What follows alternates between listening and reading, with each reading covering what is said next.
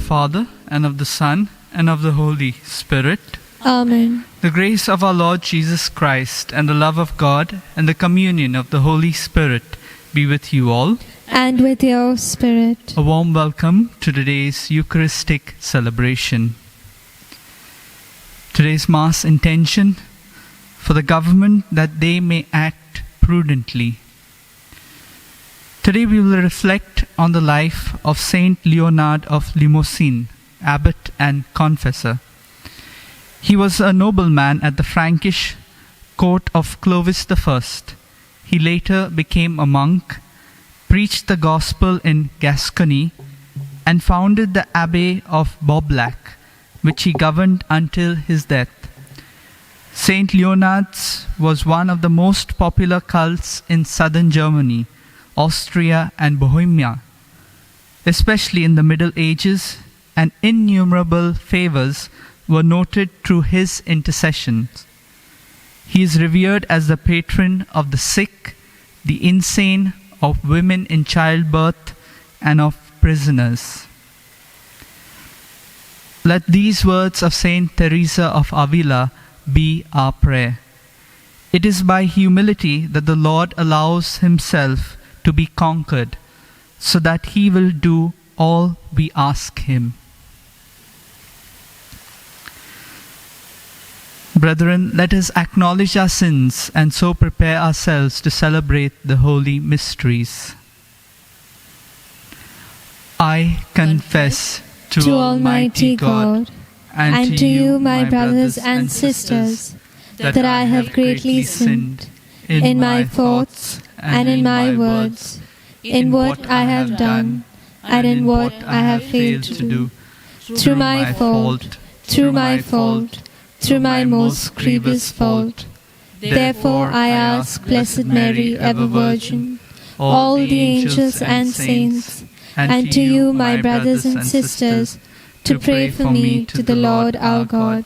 May Almighty God have mercy on us, forgive us our sins, and bring us to everlasting life. Amen. Lord, have mercy. Lord, have mercy. Christ, have mercy. Christ, have mercy. Lord, have mercy. Lord, have mercy. Let us pray. O God, who in the heart of your Son, wounded by our sins, bestow on us in mercy the boundless treasures of your love, grant, we pray, that in paying him the homage of our devotion, we may also offer worthy reparation. Through our Lord Jesus Christ, your Son, who lives and reigns with you in the unity of the Holy Spirit, one God, forever and ever. Amen. A reading from the letter of St. Paul to the Philippians. Brethren, join in imitating me and mark those who so live as you have an example in us. For many of whom I have often told you, and now tell you even with tears, live as enemies of the cross of Christ. Their end is destruction, their God is the belly, and they glory in their shame, with minds set on earthly things. But our commonwealth is in heaven, and from it we await a Savior, the Lord Jesus Christ, who will change our lowly body to be like his glorious body by the power which enables him even to subject all things to himself. Therefore, my brethren, whom I love and long for, my joy and crown, stand firm thus in the Lord, my beloved. The word of the Lord. Thanks be to God. Our response be, I rejoiced when I heard them say, let us go to God's house. Our response, I rejoiced when I heard them say, let us go to God's house. I rejoiced when I heard them say, let us go to God's house. And now our feet are standing within your gates, O Jerusalem. Our response, I rejoiced when I heard them say, "Let us go to God's house." Jerusalem is built as a city, strongly compact. It is there that the tribes go up, the tribes of the Lord. Our response, I rejoiced when I heard them say, "Let us go to God's house." For Israel's law it is there to praise the Lord's name. There were set the thrones of judgment of the house of David. Our response, I rejoiced when I heard them say, "Let us go to God's house." Acclamation.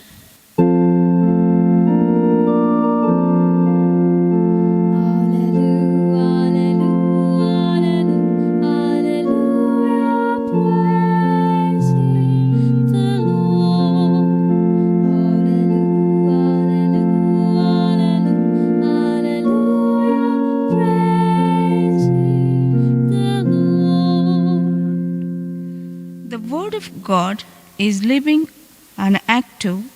It discerns the thoughts and intentions of the heart.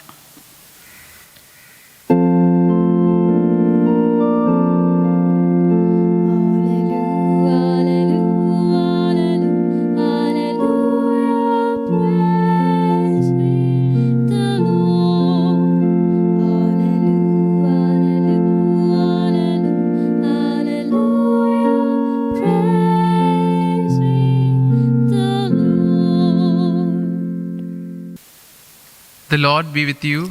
And with your spirit. A reading from the Holy Gospel according to St Luke. Glory to you, O Lord. Jesus said to his disciples, "There was a rich man who had a steward, and charges were brought to him that this man was wasting his goods. And he called him and said to him, 'What is this I hear about you? Turn in the account of your stewardship, for you can no longer be steward.' And the steward said to himself, 'What shall I do, since my master is taking the stewardship away from me? I am not strong enough to dig, and I am ashamed to beg. I have decided what to do, so that people may receive me into their houses when I am put out of stewardship.' So summoning his master's debtors, one by one, he said to them, 'How much do you owe my master?' They said, 100 measures of oil. And he said to them, 'Take your bill, sit down, and quickly write 50. Then he said to another, 'How much do you owe?' He said, 100 measures of wheat.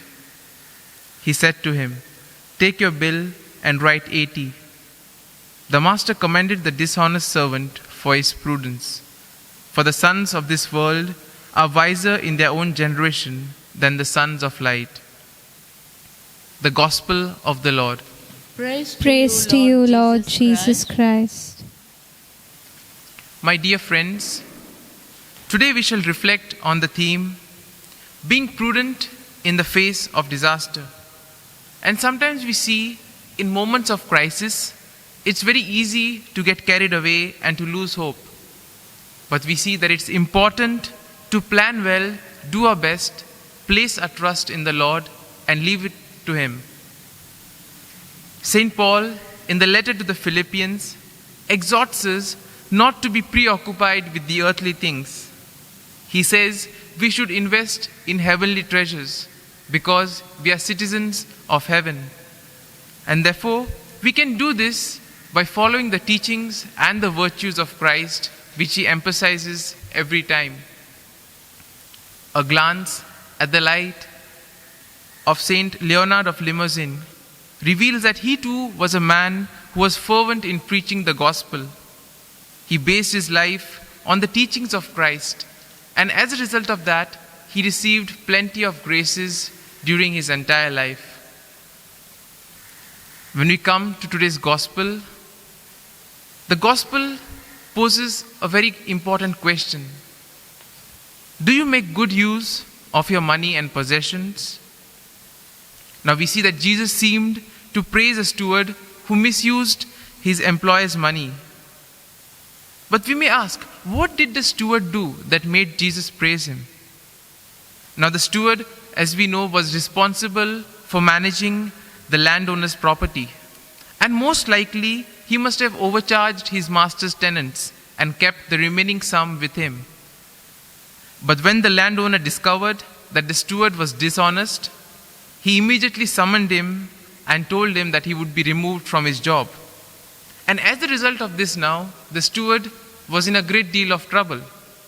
Because if he did not have a job, how would he feed himself and his family? And on the contrary, on the other hand, we see that he was not strong enough to dig and he was ashamed to beg. So in this situation, he really needed to do something in order to survive. And here we see the necessity of prudent foresight to avert disaster. Before the news of his dismissal became public, he struck a clever deal with all the debtors of his master. He gave them a big discount on what they had to give back to the master. And we see that whenever there is a big discount, all of us are very happy because we can save a lot. And probably even those who were in debt, the tenants, they also must have been very happy that since the steward is giving us such a big discount, okay, maybe in the future, the steward thought that these tenants would be hospitable to him.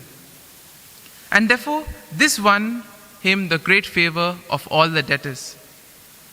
And since the steward acted as the landowner's agent, such a deal made his master look very generous and very forgiving towards the others. And probably the landowner must have become a hero in that village for doing such a great deed. At the same time, we can see that the steward's plan was a masterstroke.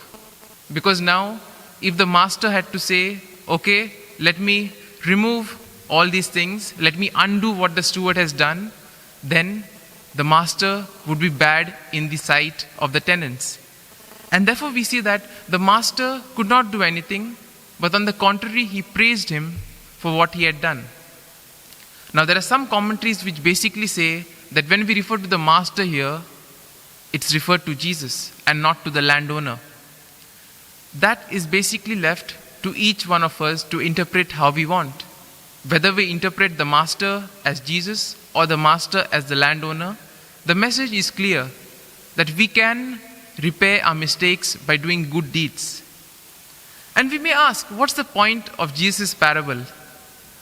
The dishonest steward is commended not for mishandling his money, his master's wealth, but for his shrewd provision in averting personal disaster. And therefore we see that the original meaning of shrewdness is foresight.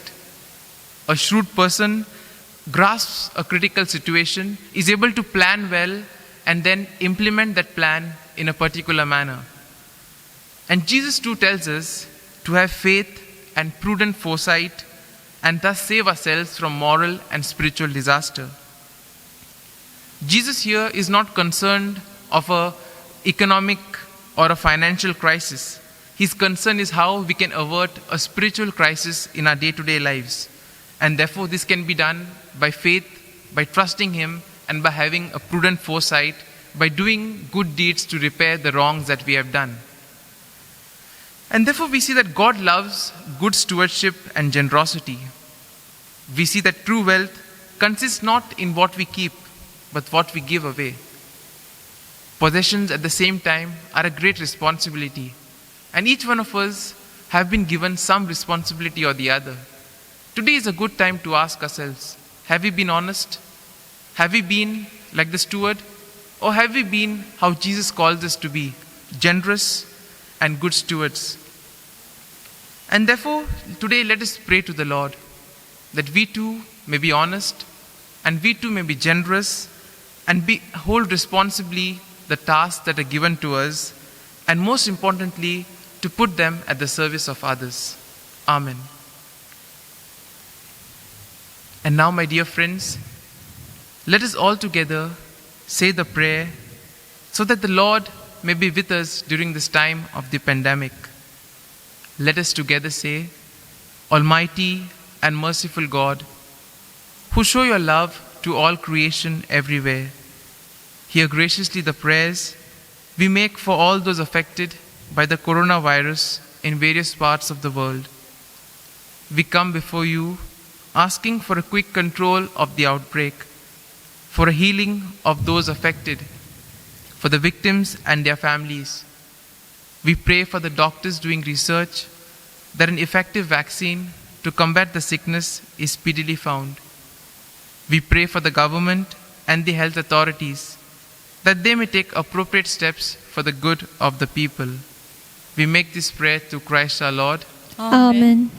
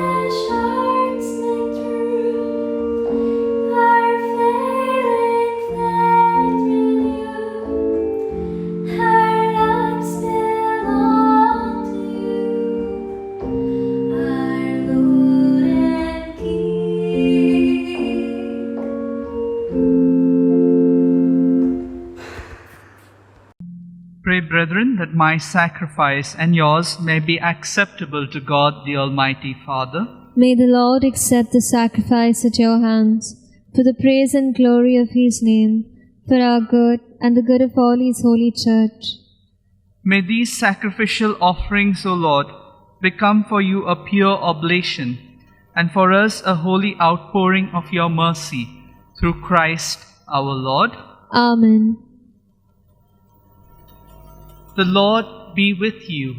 And with your spirit. Lift up your hearts. We lift them up to the Lord.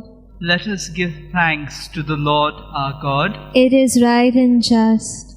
It is truly right and just, our duty and our salvation, always and everywhere to give you thanks, Lord, Holy Father, Almighty and eternal God, for in goodness you created man, and when he was justly condemned, in mercy you redeemed him through Christ our Lord.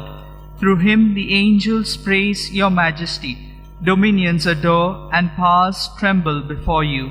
Heaven and the virtues of heaven and the blessed seraphim worship together with exaltation. May our voices, we pray, join with theirs in humble praise as we acclaim. Holy, holy, holy, Lord God of hosts, heaven and earth are full of your glory. Hosanna in the highest. Blessed is he who comes in the name of the Lord. Hosanna in the highest. You are indeed holy, O Lord, the fount of all holiness. Make holy, therefore, these gifts, we pray, by sending down your Spirit upon them like the dewfall, so that they may become for us the body and blood of our Lord Jesus Christ. At the time he was betrayed and entered willingly into his passion, he took bread, and giving thanks broke it, and gave it to his disciples, saying, "Take this, all of you, and eat of it, for this is my body, which will be given up for you."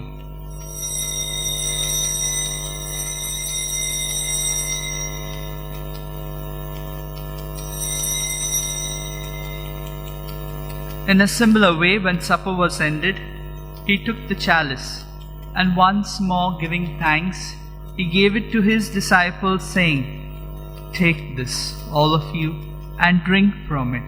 For this is the chalice of my blood, the blood of the new and eternal covenant, which will be poured out for you and for many, for the forgiveness of sins. Do this in memory of me."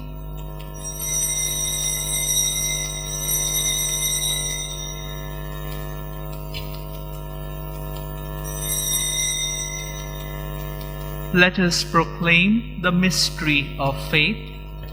When we eat this bread and drink this cup, we proclaim your death, O Lord, until you come again.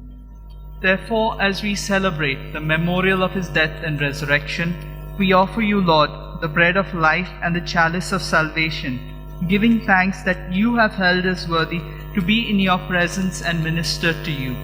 Humbly we pray that partaking of the body and blood of Christ, we may be gathered into one by the Holy Spirit. Remember, Lord, your church spread throughout the world, and bring her to the fullness of charity, together with Francis our Pope, and Philip Neri our Bishop, and all the clergy. Remember also our brothers and sisters who have fallen asleep in the hope of the resurrection, and all who have died in your mercy. Welcome them into the light of your face. Have mercy on us all, we pray, that with the Blessed Virgin Mary, Mother of God, with Saint Joseph her spouse, with the blessed apostles, and all the saints who have pleased you throughout the ages, we may merit to be co-heirs to eternal life, and may praise and glorify you through your Son, Jesus Christ.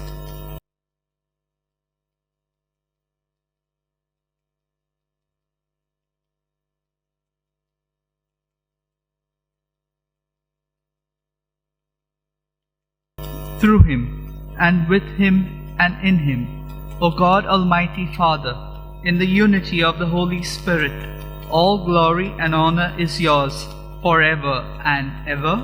Amen.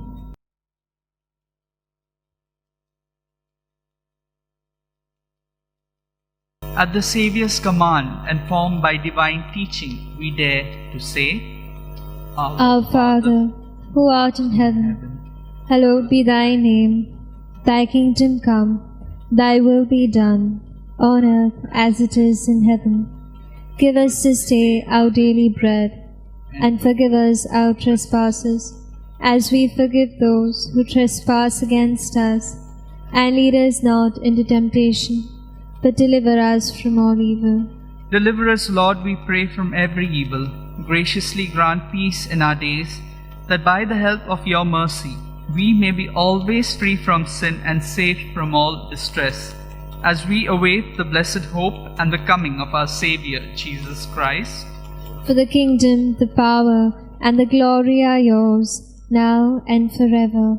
Lord Jesus Christ, who said to your apostles, "Peace I leave you, my peace I give you," look not on our sins, but on the faith of your church, and graciously grant her peace and unity in accordance with your will, who live and reign forever and ever. Amen. The peace of the Lord be with you always. And with your spirit.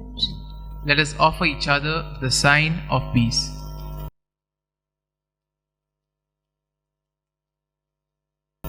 Lamb of God, you take away the sins of the world, have mercy on us.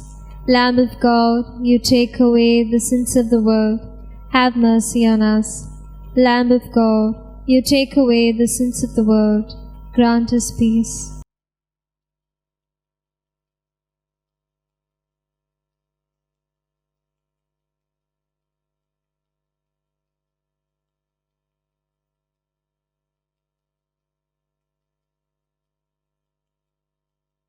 Behold the Lamb of God. Behold him who takes away the sins of the world. Blessed are those called to the supper of the Lamb. Lord, I am not worthy that you should enter under my roof, but only say the word, and my soul shall be healed. My Jesus, I believe that you are present in the most holy sacrament. I love you above all things, and I desire to receive you into my soul. Since I cannot at this moment receive you sacramentally, Come at least spiritually into my heart. I embrace you as if you were already there, and unite myself wholly to you. Never permit me to be separated from you. Amen.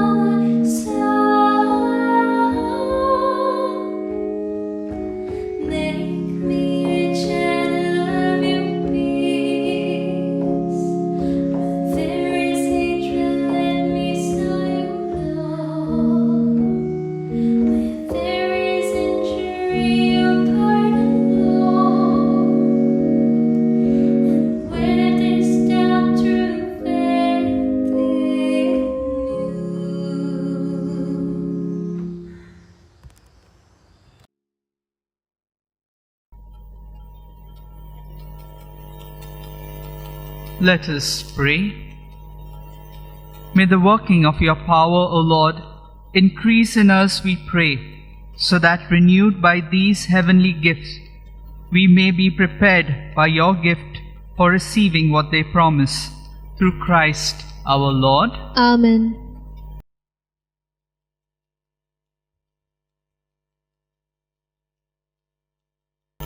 Prayer to Saint Francis Xavier. O devoted servant of God, Saint Francis Xavier, your heart was burning with love for Jesus. Impelled by this love, you went from country to country and spent yourself unto death, proclaiming the name of Jesus and the good news of salvation. That is why the Father filled you with glory in heaven and preserved your body from corruption here on earth. Filled with joy for these unique gifts, we join you in praising the Father. And now we ask your intercession for ourselves. Let's silently pray for the grace that each of us require.